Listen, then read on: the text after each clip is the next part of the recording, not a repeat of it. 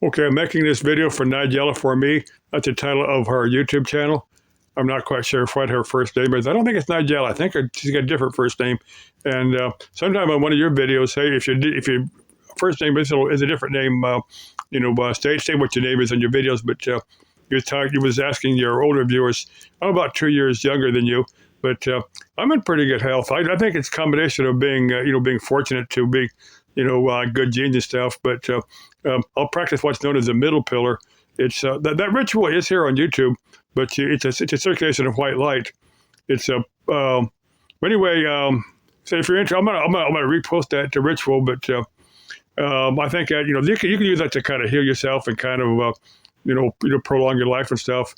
And also I haven't been able to eat sugar since I was a little kid, and sugar will make me all goofy.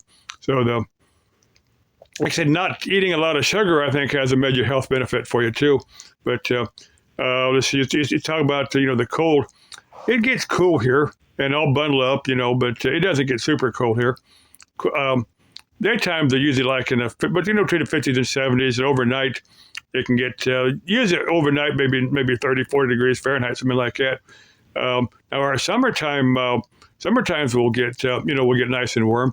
Now, it can get to 120 degrees Fahrenheit here, which is like, for your Celsius speakers, it's like about 50 degrees Celsius. But as we like to say here, it's a dry heat. Now, I do end up working out in the heat, when it's maybe 118, 120.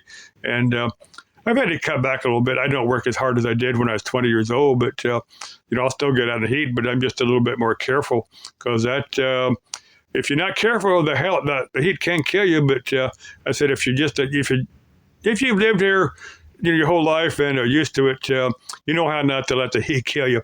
You drink a lot of water, and try to limit your exposure out in the heat as much as you possibly can.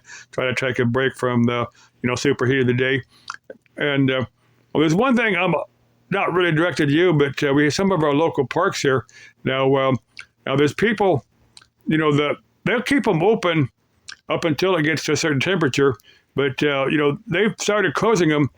They'll open early in the morning. The ones that hiking trails and stuff through Central Phoenix, and they'll start closing them down to hikers maybe about 10, 11 o'clock, and open them back up again in the afternoon when it cools down. The main reason that I do that, people will come from cooler parts of the world and hike these trails, not realizing it gets super hot and get in trouble up there.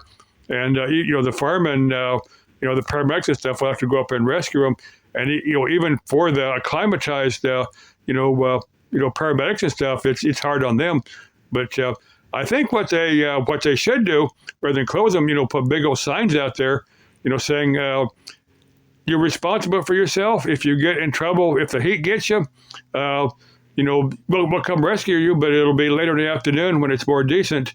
You're on your own if you get in trouble. I think they should put big old signs up there warning people rather than actually close the park, because there are people that are acclimatized and can go get that hike with 120 degrees. There's another thing, I don't know why I'm thinking about this, but out there in Death Valley, they have they did. I think they still have this, but people will get out there and actually run. I said a marathon, but it's like 120 degrees out there, and but I mean, the people that are doing it understand the risk they're taking. But like I just said, if you acclimatize to it, you can kind of put up with it. But even then, sometimes people get in trouble. But anyway, what else I cover here? I think I've covered everything you talked about. Well, you're talking about, I'm trying to think how to phrase this. You're saying, kind of once you get older, you're kind of saying, well, your time is limited.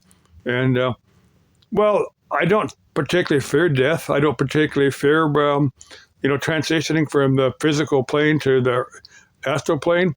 That's the way I look at the afterlife, as transitioning from the physical plane to the astral plane. Just kind of going from one form of existence to another. And I do personally believe in a supreme being, but that's me. But, if you believe in afterlife and a supreme being, death doesn't really, that doesn't really have any meaning to you, or has less of a meaning to you. Okay, love y'all. Bye-bye.